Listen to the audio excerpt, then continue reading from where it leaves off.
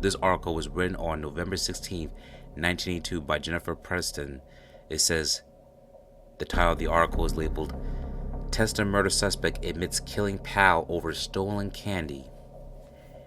Theodore Teddy DiPretoro, awaiting trial in the bomb sling of reputed Philadelphia mob boss Philip Testa, pleaded guilty yesterday to murdering a childhood friend over a stolen box of Valentine's Day chocolates. DiPretoro, 22 years old, of Dickinson Street, 12th in south of Philadelphia, admitted in Delaware County that he shot Edward Biancoli 5 times in the back on May 19, 1980, 3 months after Biancoli angered him by swiping a heart-shaped boxes of chocolates from a drugstore where DiPretoro worked. The skeletal remains of Biancoli, 21 years old, also of South Philadelphia, were found 7 months later in a marshy area behind the International Airport in the Teancum Township, Delaware County. He pled guilty. In a soft-spoken voice, Judge Clement McGovern found him guilty of first-degree murder. The conviction carries a mandatory life sentence. I think he's maybe should have gotten the electric chair, said Biancoli's mother, Anna, who wept quietly during the proceeding at the county courthouse in media. 3 weeks after Eddie didn't come home, I asked Teddy if he had seen my son. Teddy just turned and walked away. DiPretoro wore a navy blue blazer and gray pants and stood erect with his hands clasped together as Assistant District Attorney Doug Smith read aloud a statement DiPretoro gave police June 10th, 2 days after he turned himself in to federal authorities. According to the statement, DiPretoro said Biancoli got him in trouble by stealing chocolate shortly. And also he admitted in the statement that he became more angry with Biancoli when the late Rocco Marinucci told him Biancoli worked as a police informant and planned to rob DiPretoro's mother's home. Marinucci was found shot to death with firecracker stuff in his mouth in the South Philadelphia alley last March 15th, the anniversary of Testa's death. Marinucci, 30 years old, as a pizza parlor operator, had been named by DiPretoro as an accomplice in Testa's murder, according to police sources. Police say Marinucci's death prompted DiPretoro, who became fearful in his own life, to surrender to the federal authorities and admit his role of Testa's murder and the shooting death of Biancoli. He understood that there was a contract out for him, said DiPretoro's attorney, Louis Lipschitz. He also been made up his mind before that it would make it impossible for him to live without admitting his involvement in Biancoli's death. It was only he felt he could survive. Lipschitz said his client felt remorse over Biancoli's death. He also said that DiPretoro had gained the esteem of several law enforcement in the past months, and he hoped to present the law enforcement officers as a character witness as DiPretoro's sentencing. That is from the article from the Philadelphia Daily News. If you hear any interviews, especially involves the former mobster Philip Crazy Phil Leonetti, he always referred to the kid that made the bomb. Many people mistaken the man as Rocco Marinucci, but it's DiPretoro that he was referring to. So DiPretoro was involved in 2 murders that occurred in his lifetime. One of them was Edward Biancoli. Here is the grave of Edward Biancoli. He is laid to rest along with his mother, who has passed away in 1994, named Anna Maria Gulata. Biancoli was 21 years old. His mother lost her child when she was 43 years old, and she would pass away 14 years later after the tragic incident. Feared for his life, DiPretoro always had concerns about his safety after the death of Rocco Marinucci and his involvement with the Testa bombing and the slaying of Biancoli. Here is an article from the Philadelphia Daily News where they said police suspect refused to hit DiPretoro, written by Joseph Dolphin and John O'Dowd. A suspect in the assassination of the Philadelphia mob boss Philip Testa is in jail today because he refused to carry out a contract to kill Theodore Teddy DiPretoro, law enforcement sources say. Instead, the source say Rinaldi told DiPretoro that he had been ordered to kill him to prevent him from talking about Testa's murder. DiPretoro was so unnerved by his news that he did exactly what the men who ordered Testa's execution feared that he would do. He went to the authorities and began talking about the Testa slaying and an unrelated murder, Edward Biancoli, 21-year-old police said. DiPretoro, a 21-year-old waiter from Dickinson Street near 12th, was charged last week in the Testa slaying. Sources said that he admitted participating in both murders, implicating Rinaldi and the killing of Biancoli, whose remains were found in the Tensium Township of Delaware County in December 1980.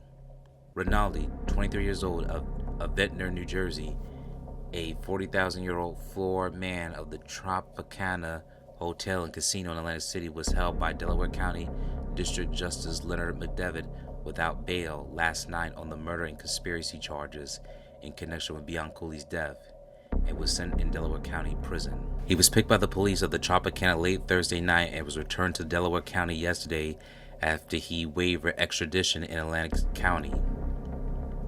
Although he has not been charged in the Testa case, source said, Rinaldi, who has no previous police record, remains a prime suspect because Rinaldi tipped DiPretoro about the contract and had been put out on his life.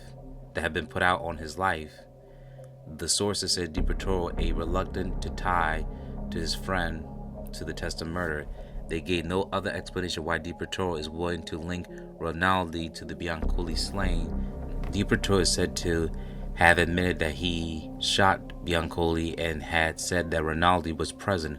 According to the sources, DiPretoro, Rinaldi, and Rocco Marinucci were together in a van parked in Testa's home on Porter Street when Testa was killed by a bomb on March 15, 1981. Sources say DiPretoro has admitted that making and planted the bomb, and that he said Marinucci detonated from the van with a remote controller device.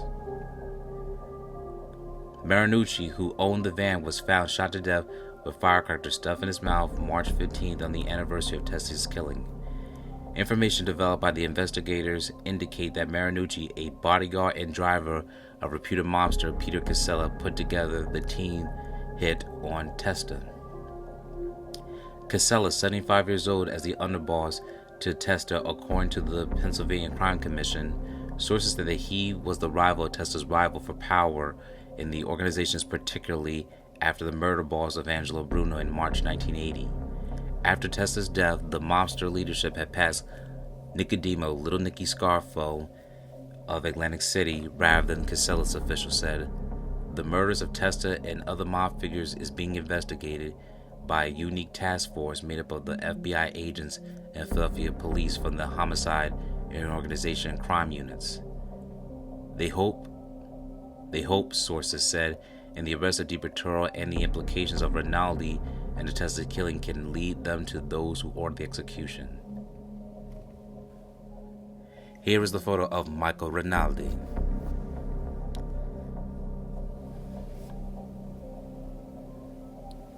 So the main primary suspects in the Testa killing in the van was Rocco Marinucci, Theodore DiPretoro, Michael Rinaldi, and some say Peter Casella was there. We have no further documentations, but these are some of the sources that we gather based on the documentations that you've just heard and been written.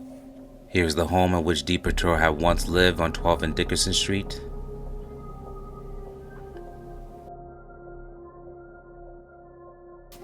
And there's been so much different things that's happened to all these Philadelphia crime family members after the slaying of Testa. Frank Chicky Narducci lost his life in the barrel of gunfire through Philadelphia crime family members. Rocco Marinucci also was slain, as we mentioned before in the articles. Peter Casella was banished from the Philadelphia crime family and died just a few years after the brutal executions of all his associates. Theodore DiPretoro was found guilty and is currently serving a life sentence even to this day.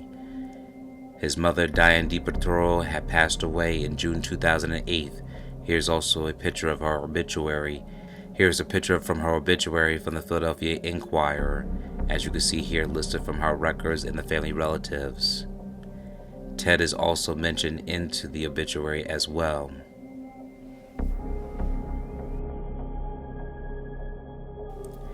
Recently, DiPretoro was mentioned from Gene Borello. For those who are not familiar with Gene Borello is an Italian-American criminal and former associate of the Bonanno crime family, one of the 5 families of New York.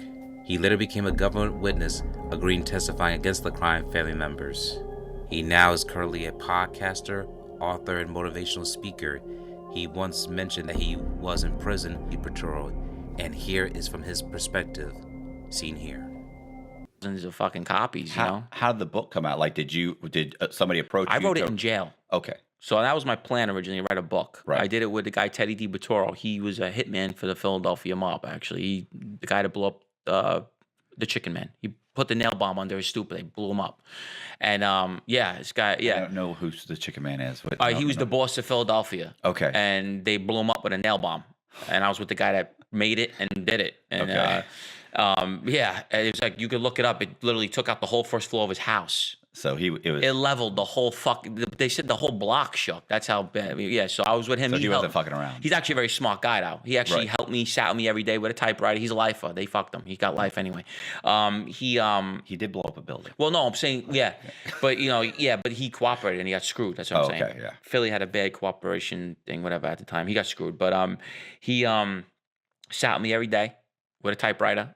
And we sat every day for like 2 hours a day, and we went through the whole thing. And it took me like a year almost to do it. Yeah. And then we had the thing, 350 pages, made it. When I came home, I hooked up with a family friend named Louis Romano, and then he sat with me, same thing, we went over it.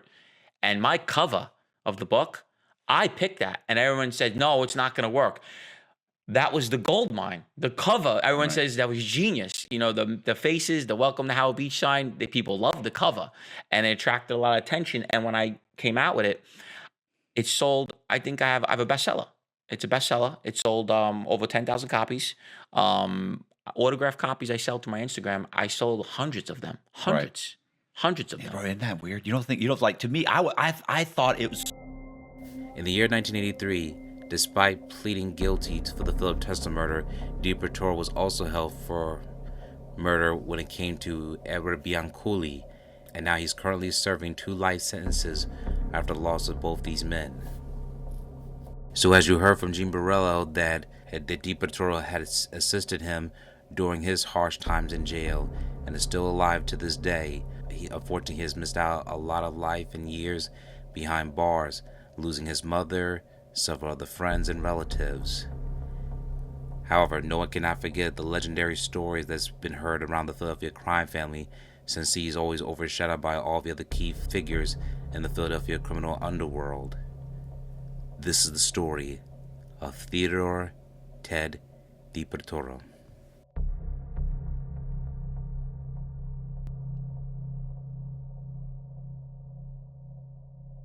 Thank you for watching this video. Please subscribe to our channel and check out more of our content. Feel free to give your feedback and suggestions on what we should do next in the comments.